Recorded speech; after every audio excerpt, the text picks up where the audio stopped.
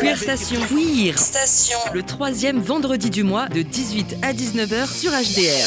Tous les mois, un sujet LGBTQIA+, avec une association, un collectif, un représentant du territoire, toujours entre pédagogie et militantisme.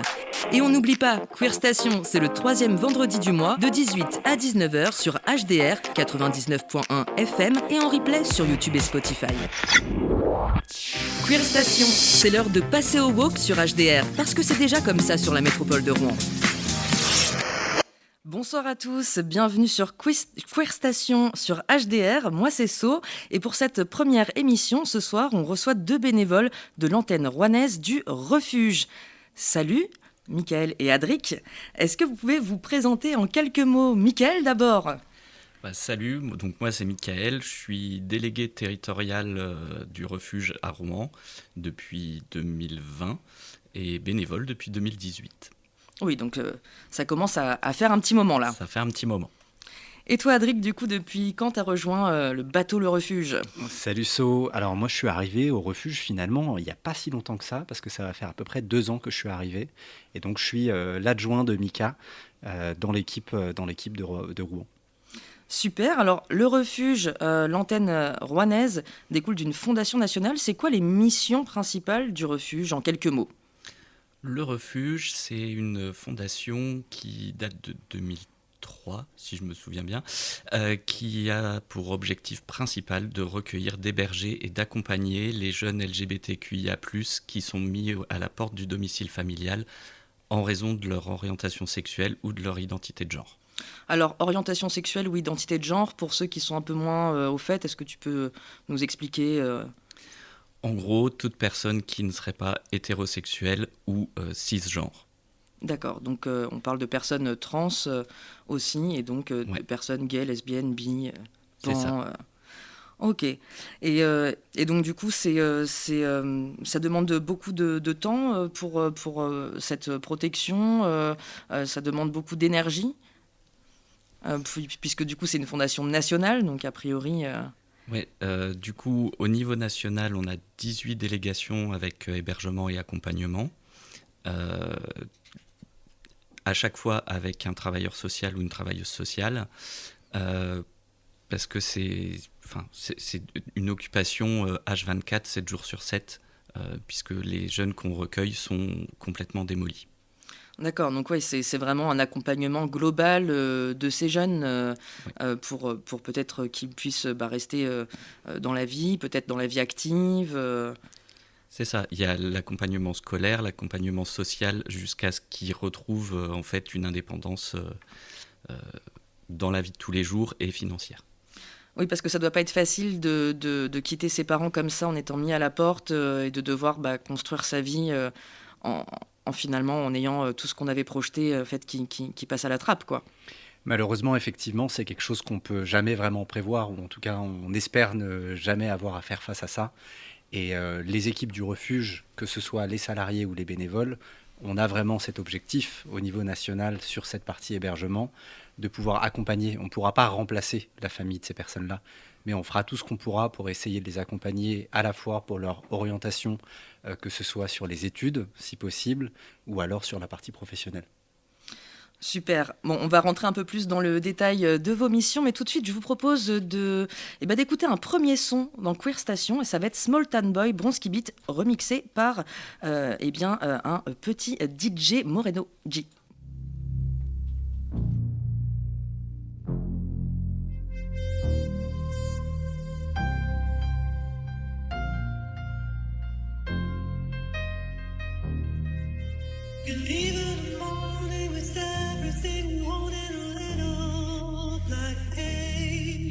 Alone on a path on the wind and the rain on a sad and lonely place.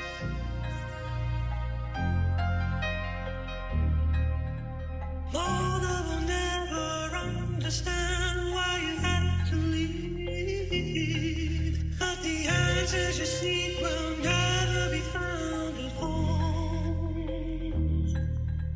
The love that you need will never be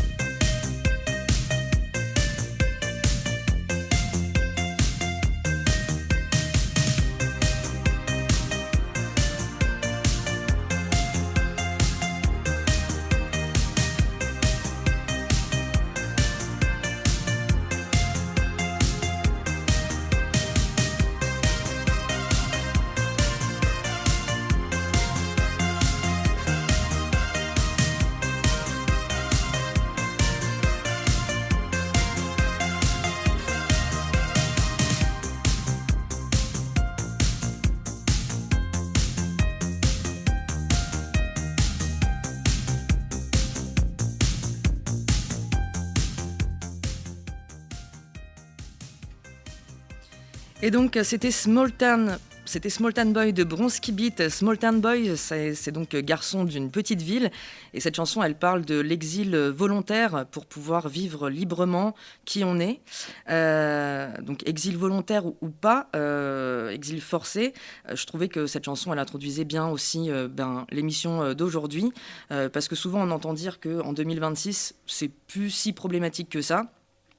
Mais en vrai, si le refuge existe encore aujourd'hui, c'est bien que c'est des situations qui existent encore. C'est malheureusement effectivement des situations existent encore et les chiffres qu'on a au niveau de la fondation le montrent. En 2025, on a accueilli 500 jeunes sur l'année et donc c'est juste une petite goutte d'eau de ce qu'on est capable de faire nous au refuge et des personnes qui font la démarche de demander un coup de main. Et donc malheureusement, ce besoin-là, il existe encore. C'est qui justement ces jeunes qui doivent faire appel au refuge pour trouver un refuge? En fait, c'est des jeunes de tous horizons. Voilà, il y a pas de. On demande souvent s'il y a des classes sociales, s'il y a des régions géographiques ou quoi que ce soit qui serait plus important dans les jeunes qui sont accueillis. En fait, pas du tout. C'est vraiment tous horizons. Et aussi, on a beaucoup de migrants aussi qui font appel à nous, puisqu'ils sont obligés de quitter leur pays, sinon ils risquent la peine de mort. C'est des situations assez difficiles, complexes, dures. Est-ce que vous pensez que le grand public a du mal à s'imaginer en fait que c'est des situations qui existent encore et qui pour vous sont très concrètes finalement? Il y a effectivement cette dualité-là. On a de plus en plus d'appels et de demandes d'aide de jeunes qui sont mis à la porte. Et en face de ça, on a une partie de la société qui pense qu'avec le mariage pour tous, avec l'évolution des mentalités, il n'y a plus de ce genre de soucis, alors qu'en réalité, ça augmente. Alors c'est vrai qu'on voit, on peut se dire oui, ça va mieux pour les jeunes homosexuels, mais il y a aussi les jeunes personnes trans. Et là aussi, je présume que ça doit être parfois très difficile. Est-ce que pour vous, est-ce que la partie des personnes trans parmi les LGBT qui font appel à vous, est-ce qu'elle est importante? Est-ce que c'est des parcours peut-être davantage compliqués puisqu'il y a aussi du médical là pour le coup qui rentre en ligne de compte? Oui, c'est effectivement des parcours qui sont compliqués. On a de plus en plus de demandes. Et bon, nous, on fait l'accompagnement hébergement, accompagnement social. Toute la partie médicale, c'est des partenariats avec des hôpitaux, avec des médecins spécialisés. Mais c'est vrai que ça reste des parcours qui sont extrêmement compliqués et avec beaucoup de violence en fait dans le rejet familial. Et ce que tu évoquais aussi sur le fait que les situations potentiellement avancent un peu plus par rapport à la sexualité, tu parlais de l'homosexualité tout à l'heure, on a une chance, on peut se le dire, c'est qu'il y a de plus en plus de visibilité, notamment sur les différentes orientations sexuelles. Et petit à petit, les transidentités commencent à arriver dans le paysage, on va dire, culturel et commencent potentiellement à avoir un peu plus de compréhension sur ce sujet-là. Malheureusement, ça demande des années et des années pour que les personnes qui ne sont pas directement concernées prennent en compte ça dans leur quotidien et sur le fait que ce sont des parcours qui existent et qu'on doit accompagner et qui font partie de notre entourage en fait. Alors là, on parlait de façon générale de la Fondation Le Refuge, mais concrètement, dans la région normande, comment ça se passe l'accueil et la protection de ces jeunes ? Alors déjà, il y a 4 délégations normandes, dont une avec hébergement. C'est la délégation régionale qui est basée au Havre. Ils ont 3 appartements avec entre 10 et 12 places.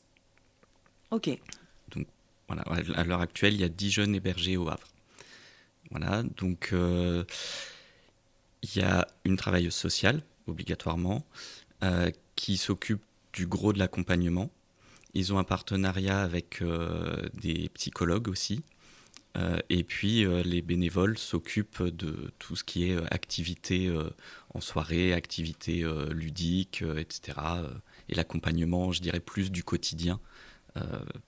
Et la travailleuse sociale s'occupe plus du gros de l'accompagnement social et de la reconstruction. Oui, non, vas-y, je t'en prie. Et il y a un point, effectivement, que je voulais préciser aussi, c'est que On a effectivement une délégation d'hébergement en Normandie.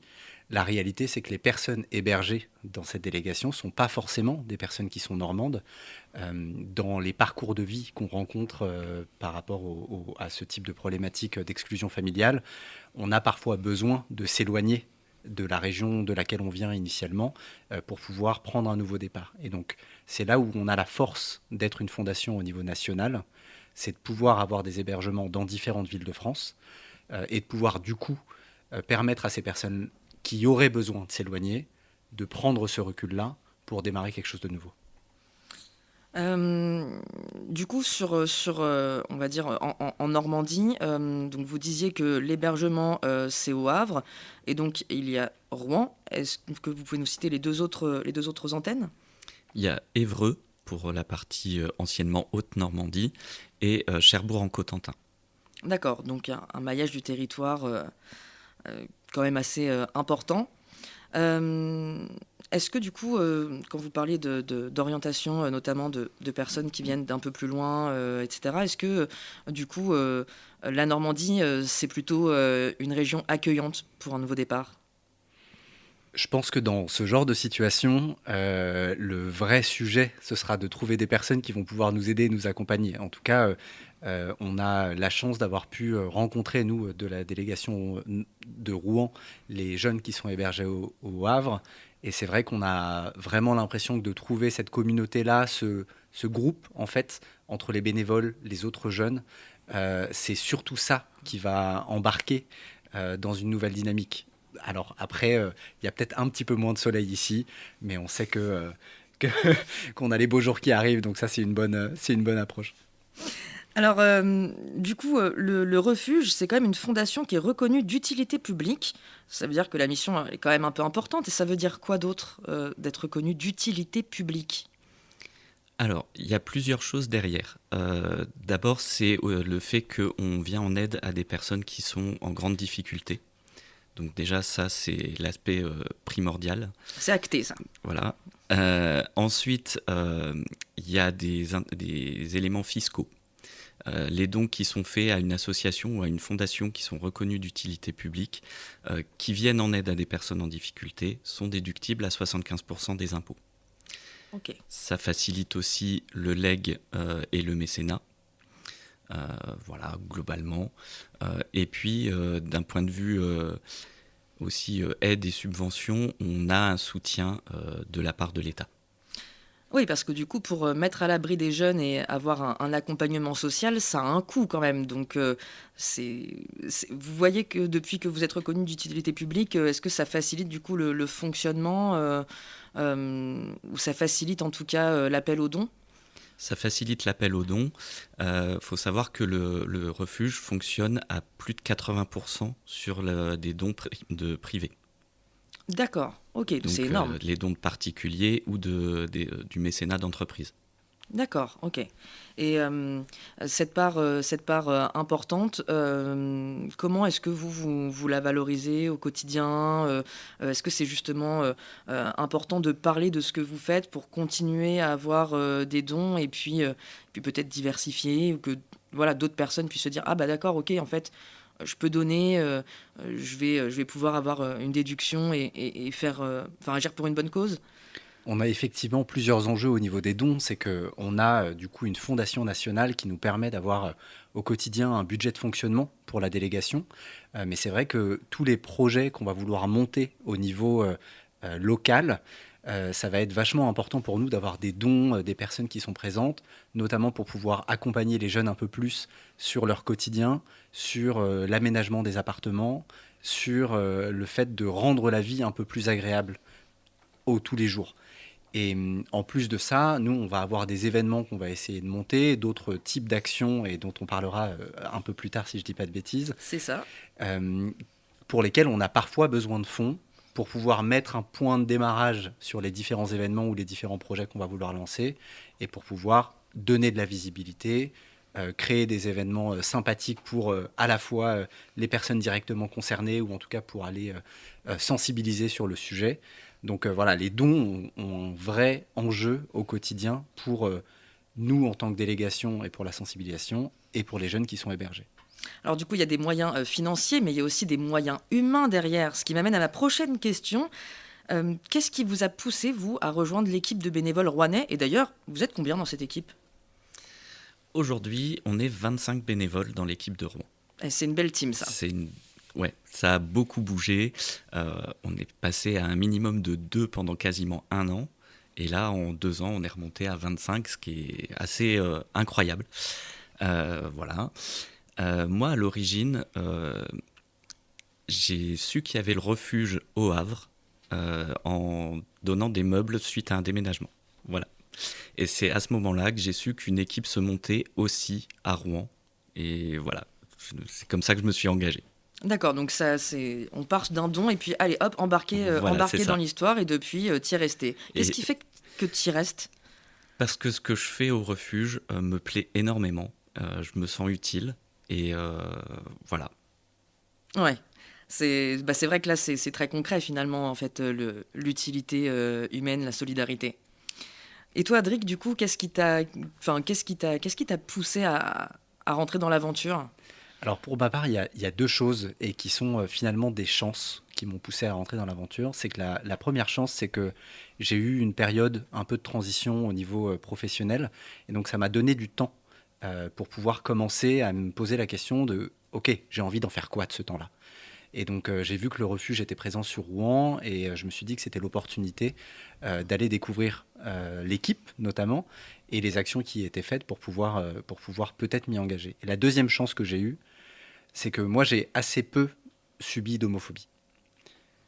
Et quand j'ai vu ce que ça pouvait faire autour de moi, je me suis dit, j'ai eu cette chance, notamment parce que des personnes se sont battues, ou en tout cas se sont engagées avant moi, sur ce sujet-là. Et je me suis dit que c'était l'occasion de prendre ce temps-là, de prendre cette opportunité, à la fois de pouvoir développer, moi, quelque chose qui pouvait m'épanouir, comme le disait Mickaël tout à l'heure, mais aussi, et surtout, en ayant un vrai impact derrière, de pouvoir, idéalement, réduire les formes de discrimination, pas que l'homophobie, mais globalement les discriminations, et en particulier là, les LGBT-phobies. Ouais, et puis du coup, là, on est même sur les conséquences finalement de ces discriminations. C'est peut-être presque agir pour réparer ces discriminations sur le refuge. En tout cas, ne pas les laisser aller plus loin en termes d'impact que ce qu'elles ont déjà impacté les jeunes. Est-ce que je me trompe? Le refuge essaye d'avoir une mission assez globale. Donc on a effectivement beaucoup parlé de la partie accueil et hébergement des jeunes, où là, on essaye effectivement de réparer ce qu'on peut. Et de reconstruire des chemins de vie. Et on a aussi, et ça c'est un vrai enjeu au niveau de la délégation de Rouen, tout un pan sur la partie sensibilisation et prévention. Et donc là, on n'est plus dans le fait d'essayer de réparer, mais on essaye d'empêcher, ou en tout cas de réduire le nombre de fois où ça pourrait se passer. Oui, ça sera l'objet de notre deuxième partie d'émission. On reviendra sur vraiment les actions concrètes à Rouen. 25 bénévoles, vous disiez. Je présume que c'est une grosse équipe à manager, mais c'est aussi des possibles. Est-ce que c'est exaltant de voir aussi toute cette mobilisation en local? Moi qui ai connu l'équipe où on n'était que 2, oui, c'est sûr que c'est exaltant. C'est pas toujours simple non plus. Mais voilà, c'est le jeu aussi.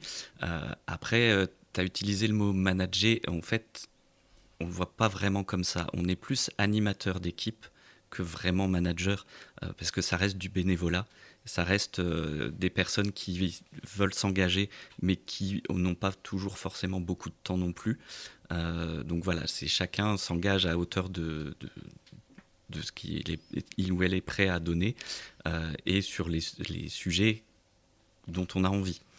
Oui, voilà. Parce que pour préparer cette émission, on va rien vous cacher, sur HDR, je suis venue à une de vos permanences. Bon, c'est quand même bon enfant, il y a de quoi grignoter, il y a des canapés. C'est vraiment une ambiance sympathique. C'est important justement pour tenir dans la durée quand on est bénévole.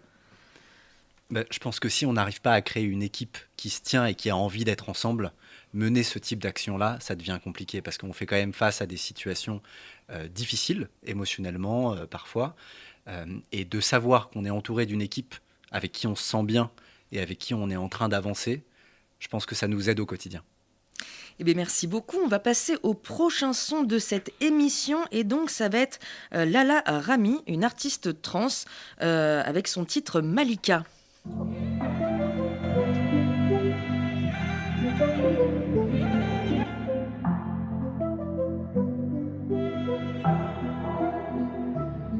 Rapport 17h03, j'ai 17 ans et je suis au plus bas. Y'a papa qui écrit, maman c'est pas pourquoi. Y'a nulle part où je me sens chez moi. J'allume ma magie avec Asusundra. Le baccalauréat, ticket les bons À 7 ans, j'écrivais pourquoi moi. Mais j'avais Malika. Ici on veut pas de toi. Maman m'a dit que je te peine, personne la verra. Papa me dit c'est chaud, donc n'en parle pas. Maman m'a dit dans en enfer tu brûleras. J'ai toujours été une reine sous une Malika. Le problème n'a jamais été moi. Oh bikini ou pour la baillage. Nahi ma amro ma kunu kroun nanaya. Mama I'm grown sous les Malika. Avant j'avais peur et je rêvais d'ailleurs. Le cœur sur la main, cool shit nia. J'ai plus rien à perdre, tout est derrière moi.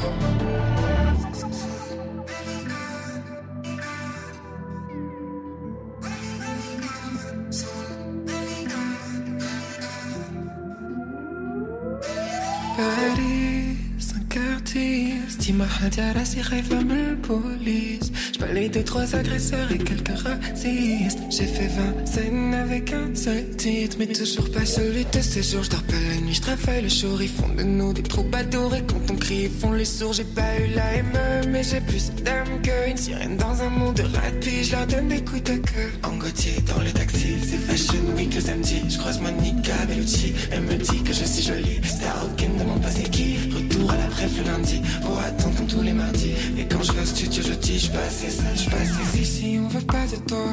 L'été m'a dit, si jamais tu réussiras. Mon ex m'a dit, t'es pas la priorité, lala. Momo m'a dit, dans les langues tu resteras. J'ai toujours été une reine, sous une Malika. Le problème n'a jamais été moi. Oh bikini, oh pour la baillage. Nahi ma amro ma kunu kroun nanaya. Mama I'm grown, sous les Malika. Avant j'avais peur et je rêvais d'ailleurs. Le cœur sur la main, cool shit nia. J'ai plus rien à perdre, tout est derrière moi.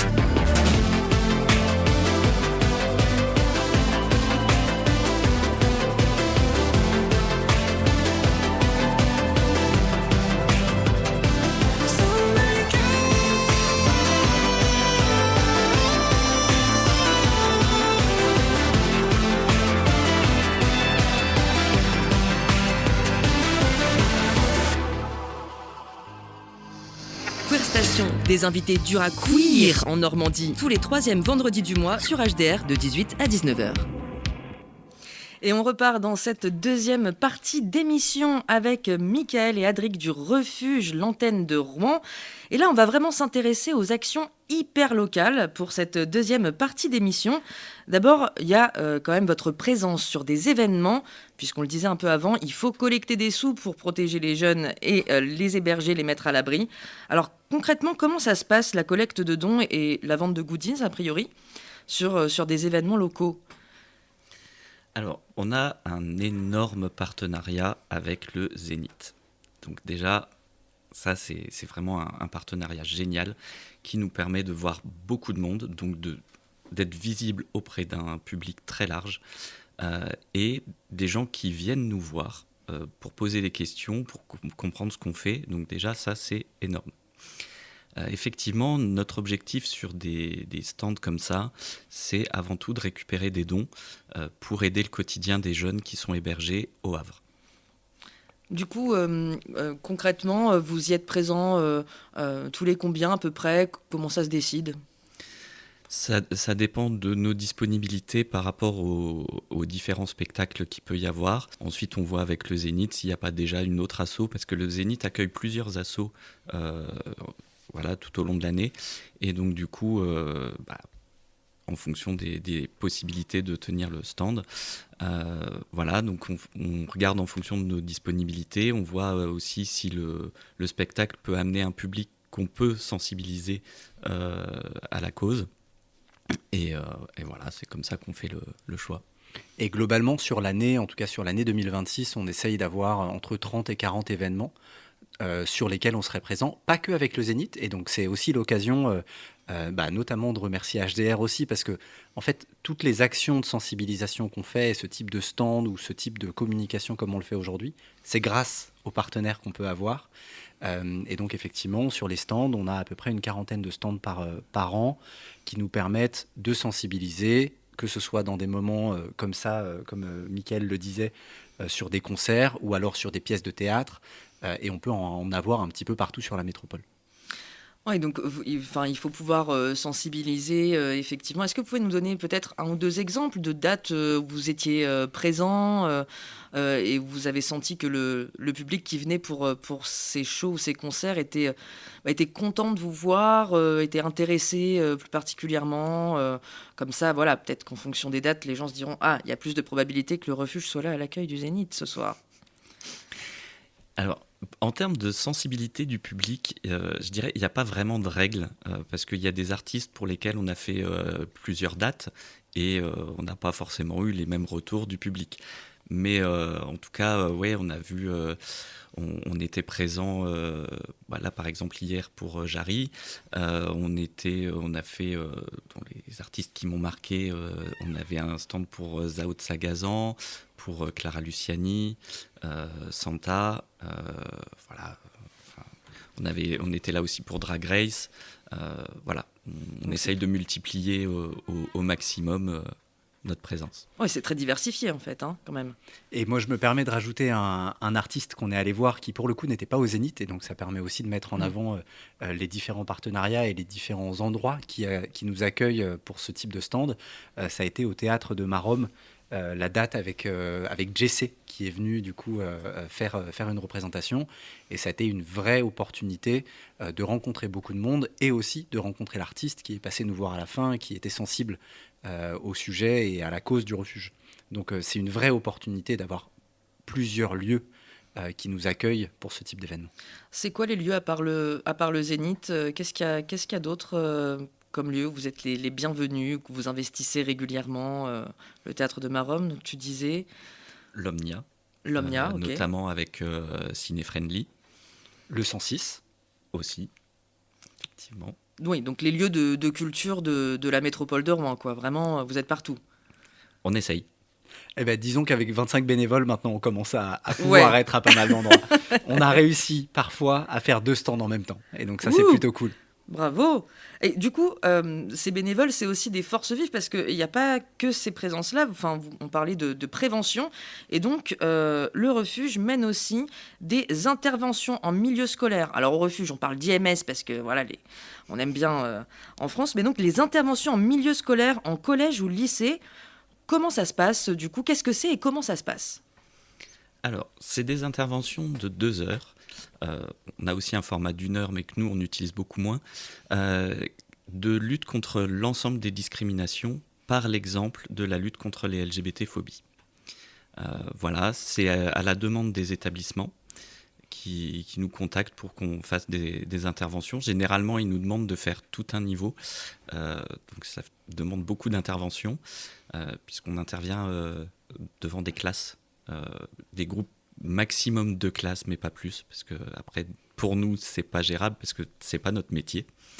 Et du coup, faut qu'on trouve des gens qui sont disponibles pour le faire, parce que forcément, c'est en temps scolaire, donc c'est pendant les heures de boulot.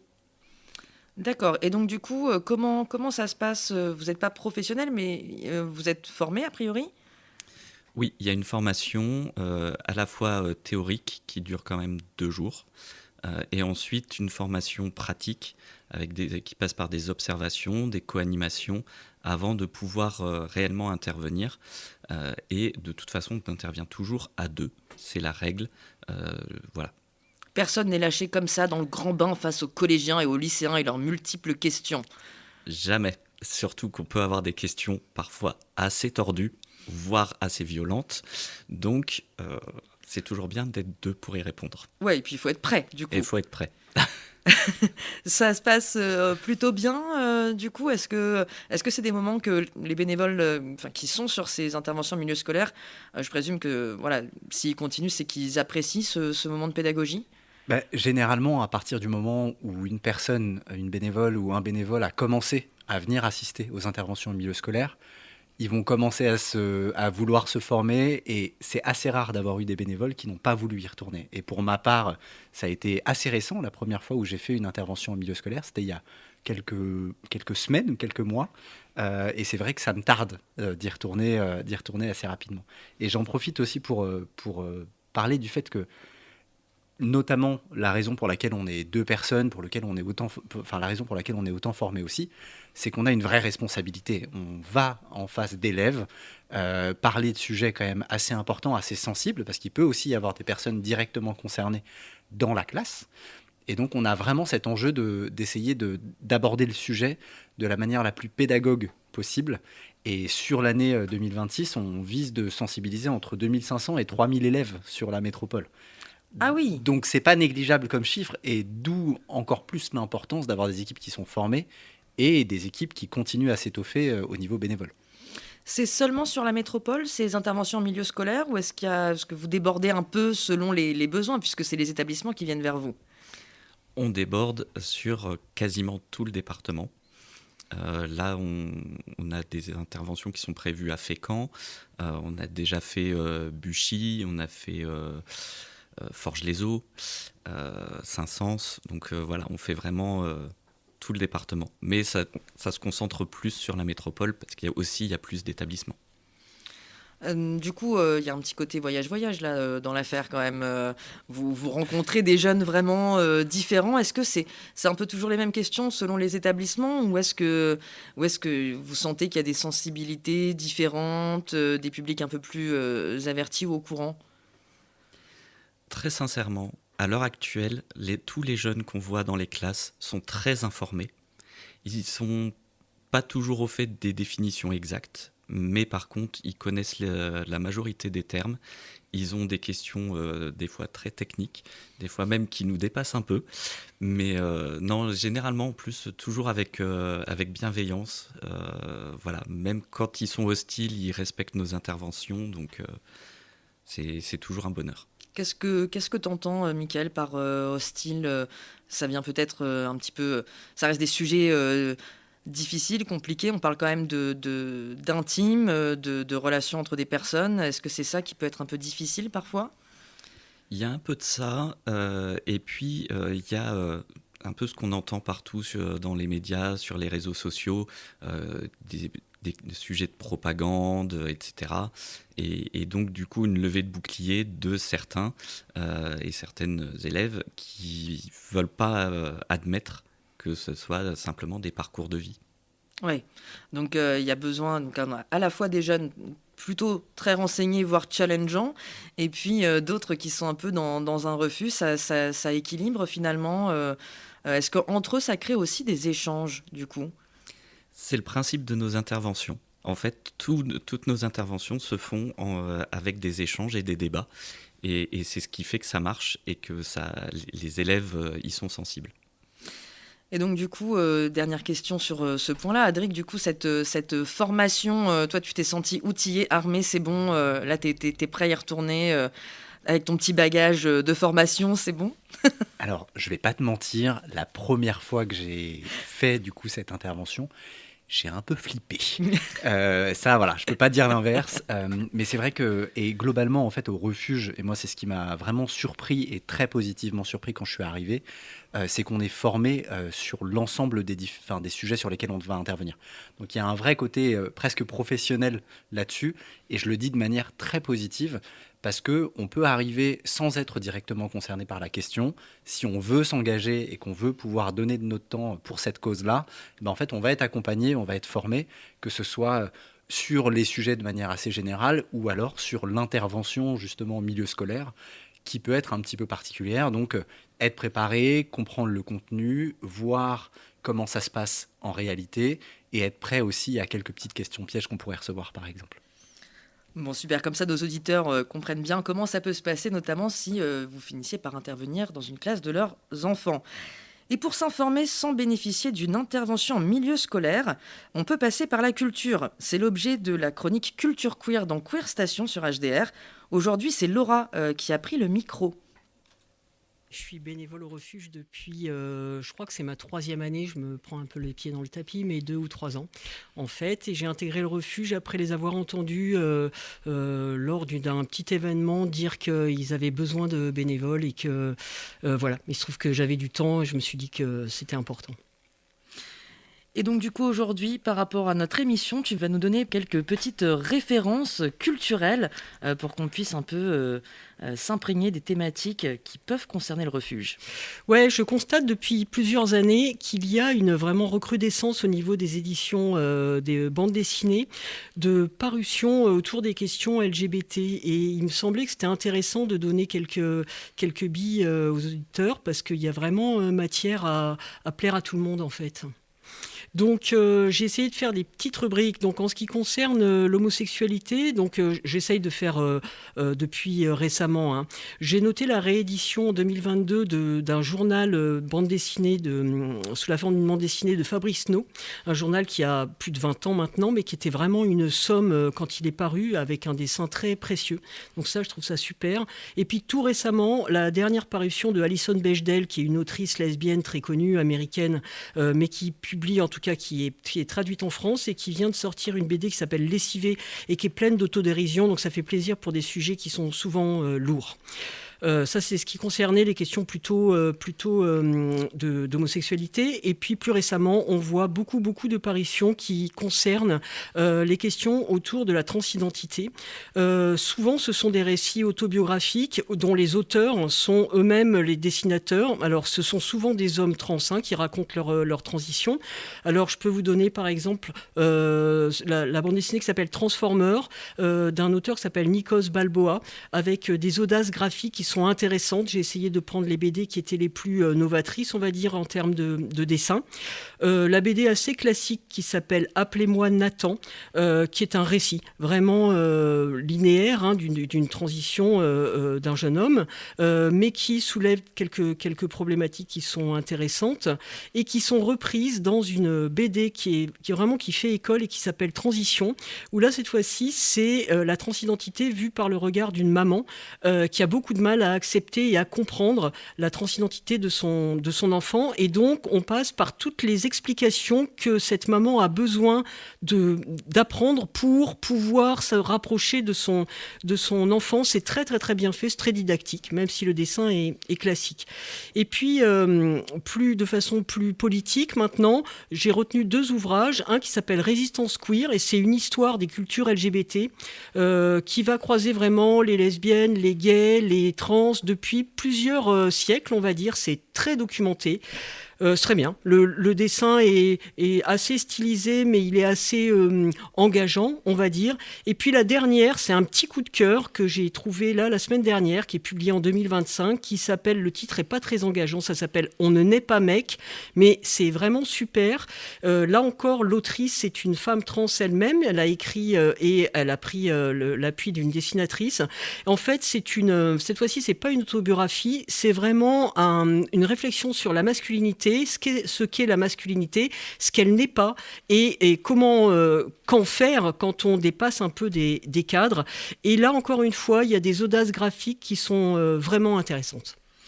Eh bien, merci pour toutes ces recommandations. Peut-être une petite question. En quoi, justement, de passer par le roman graphique ou la BD, ça peut être facilitant pour aborder ces questions, selon toi ? C'est justement pour ça que j'ai choisi des BD avec un dessin pas trop classique, parce que ça peut amener... Le dessin a tendance à dédramatiser les choses et à être aussi concis et donc à simplifier. Mais ce qui est simple est compliqué. Donc ça amène une réflexion qui permet la compréhension, je trouve.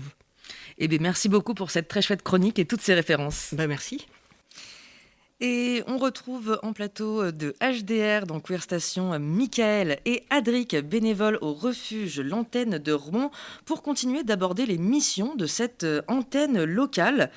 parce que effectivement, il y a pas mal de taf à faire. Et donc pour ça, a priori, vous vous retrouvez 2 fois par mois, le samedi après-midi avec des permanences. C'est bien ça ?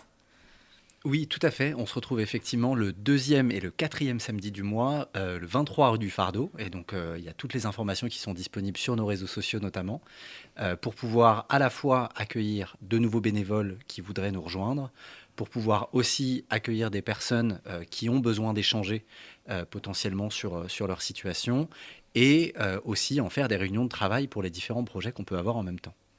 Oui, donc c'est un moment assez chargé les samedis après-midi chez vous. T'es venu nous voir et du coup, grâce à ça, on est là aujourd'hui. Ah, mais ça se trouve, c'était une exception, hein, je sais pas moi. Hein. Non, c'est pas une exception. C'est vrai que depuis qu'on est aussi nombreux, c'est des réunions intenses avec différents groupes qui travaillent sur différents sujets, que ce soit la communication, les projets d'événements. Voilà, il y a énormément de choses. Les recherches de subventions aussi. Voilà, donc c'est vraiment en fonction des affinités. Mais du coup, c'est vrai que c'est le moment où tout le monde fait un petit peu le bilan de l'avancée de chaque sujet. Alors, il y a aussi un deuxième temps avec une nouveauté, les groupes de parole de parents. Est-ce que c'est des parents... qui sont ces parents ? Les parents de qui ? De jeunes gays, jeunes lesbiennes, bi, trans, qui sont-ils ? Alors, pour tout te dire, c'est un projet qui est encore en construction. Donc, Ok. On n'a pas officiellement lancé les groupes de parole, mais c'est vrai que c'est un enjeu qu'on veut adresser. Et on s'est beaucoup inspiré de l'équipe du refuge d'Évreux, d'ailleurs, qui a démarré ça il y a quelques mois maintenant. Et l'idée, c'est d'avoir un groupe de parole qui permette aux parents, ou en tout cas aux adultes référents de personnes LGBT, qui seraient du coup un peu potentiellement dans l'incertitude ou qui auraient envie d'en parler de manière un peu plus large, de sentir qu'ils ne sont pas forcément seuls dans cette situation-là et de pouvoir aider à accompagner au mieux leurs enfants ou en tout cas les personnes qui sont concernées par ces sujets-là. Vous avez senti qu'il y avait un besoin au gré de vos participations à des événements sur l'accompagnement à la parentalité dans ces questions-là ? Alors, on l'a surtout ressenti par rapport aux jeunes qui sont hébergés, parce que l'une des premières choses que le refuge essaye de faire, c'est renouer le contact avec la famille. Et c'est vraiment un besoin pour les jeunes. Et donc, du coup, on s'est rendu compte que souvent, les familles récupéraient les enfants, souvent, ça arrive quand même assez régulièrement que les familles récupèrent les enfants et ça se passe très bien après. Et des fois, le fait que les jeunes soient hébergés au refuge, c'est un peu un électrochoc. Donc il y a des parents qui ont besoin de cet électrochoc pour comprendre qui est leur enfant. Et donc c'est un peu dans cet objectif-là que le groupe de parole me paraît être quelque chose d'extrêmement utile. Et c'est quelque chose qui touche tout type de situation, même des choses où on pourrait se dire, il y a moins de préjugés reçus, ou juste, je sais pas, j'apprends que ma fille relationne avec une autre fille sans forcément qu'elle soit forcément lesbienne. Est-ce que c'est des choses qui posent encore problème aujourd'hui ou qui soulèvent des interrogations et des levées de boucliers, même en mode non, je m'y attendais pas du tout, du coup je veux pas de ça chez moi. C'est des choses qui arrivent encore dans les discours des jeunes qui sont accueillis au Havre. C'est malheureusement effectivement ce genre de cas exactement que tu cites qui fait qu'il peut y avoir des ruptures familiales. Et donc nous on espère au maximum que ces ruptures familiales soient temporaires. Et donc c'est ce que Michael évoquait, si ça permet que ce soit par le groupe de parole ou par le dialogue qui serait renoué au fur et à mesure du temps par la personne hébergée. On a vraiment cet enjeu, en tout cas cet objectif qu'à un moment donné ce dialogue se renoue. Mais c'est les situations que tu évoques qui font que la rupture familiale intervient en première instance. La surprise dans un coming out, dans une annonce, est-ce que ça peut être justement parfois le plus difficile quand des parents ne s'y attendent pas ? C'est une bonne question que tu poses. Je pense qu'il y a effectivement ce point de surprise que tu évoques.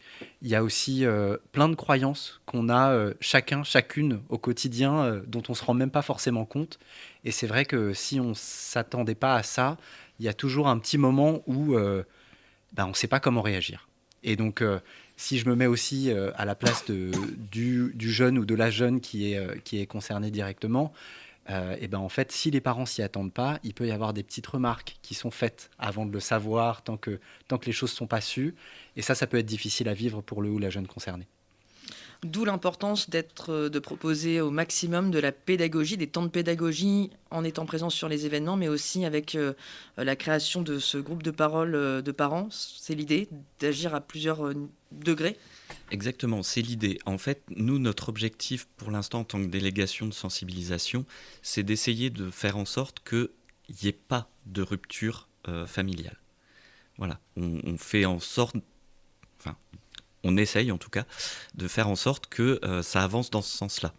Donc avec la sensibilisation des jeunes au collège et au lycée, avec l'ouverture du groupe de parole destiné plutôt cette fois aux parents, on se dit, bon, quelque part on essaye de construire une possibilité de discussion, d'échange. Voilà. Est-ce que ça marchera ?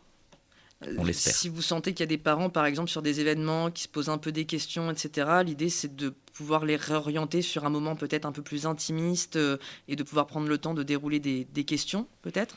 Absolument, ça nous est arrivé parfois d'avoir, et on les remercie d'ailleurs, ces parents qui étaient dans des situations un petit peu de doute, de ne pas savoir comment accompagner leurs enfants, qui sont venus nous voir pendant des stands, et un ou une bénévole a pu leur parler déjà de manière un peu plus intimiste pendant ce stand-là, pour pouvoir évoquer les sujets et pour pouvoir montrer à la personne en face qu'elle n'était pas toute seule à avoir cette situation, à avoir vécu ça, et potentiellement de pouvoir réorienter soit vers le groupe de parole qu'on aura finalement monté d'ici quelques semaines ou quelques mois, mais aussi vers d'autres associations qui sont dans la région et qui peuvent potentiellement accompagner dès aujourd'hui les personnes concernées. Quelles sont-elles ? Est-ce qu'il y en a quelques-unes avec lesquelles vous avez des accointances un peu plus ? La principale sur Rouen reste Fierté Colorée, qui s'occupe notamment de l'organisation de la Marche des Fiertés et qui fait des permanences d'accueil pour les personnes trans, pour les personnes migrantes. Voilà, ils font beaucoup de boulot et ils sont très efficaces. Et j'avais notamment en tête l'association Réagir, qui a un groupe de parole notamment pour les parents d'enfants trans, en tout cas en situation de transidentité. Et du coup, ça fait partie notamment des ressources qui existent sur la région. Eh bien, merci beaucoup. On va tout de suite passer à notre troisième son de l'émission, un son un petit peu percutant, un peu puissant et de reprise de force en fait. C'était important pour moi de vous proposer cette artiste Xana, qui est une artiste lesbienne, qui n'a pas attendu après l'industrie en fait de la musique pour commencer à en faire, qui n'a jamais voulu quitter ses identités, ses idées, et donc ce titre s'appelle Goddess Xana.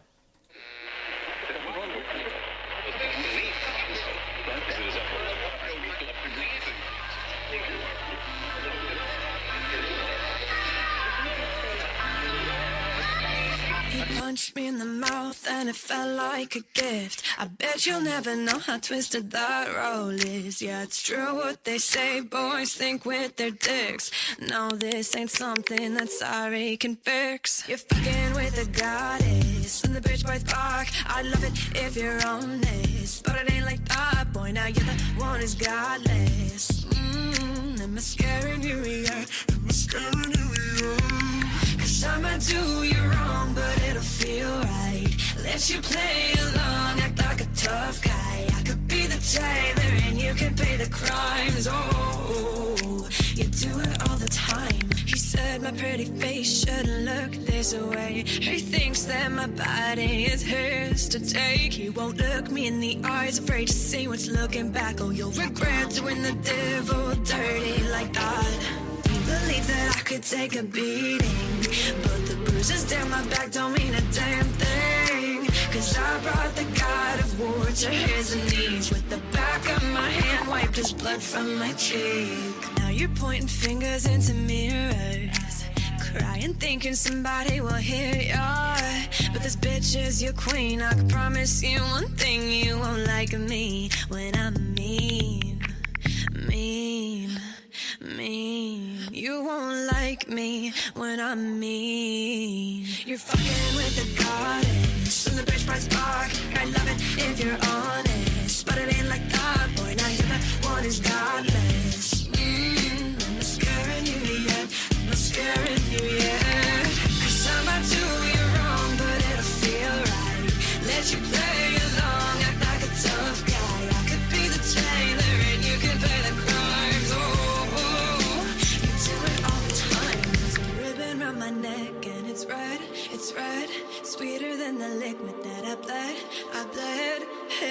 in a place you forget when there's hell to pay. You'll be screaming our names. Goddess, baby boy's fucking with a goddess. Goddess, baby boy's motherfucking godless. Fucking with a goddess. In the bitch boy's park, I'd love it if you're honest, but it ain't like that. Now you're the one who's godless. Am I scaring you yet? Am I scaring you yet? 'Cause all I do, you're wrong, but it'll feel right. Let you play along, act like a tough guy. I could be the jailer and you can pay the crimes. Whoa, I do it all the time. I do it all the time. I do it all the time.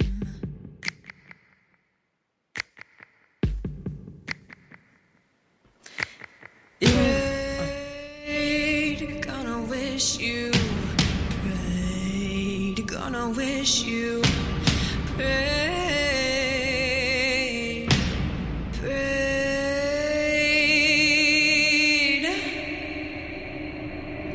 Et on retrouve Adric et Michael, bénévoles au refuge de Rouen pour conclure cette émission. Oula, je fatigue, moi.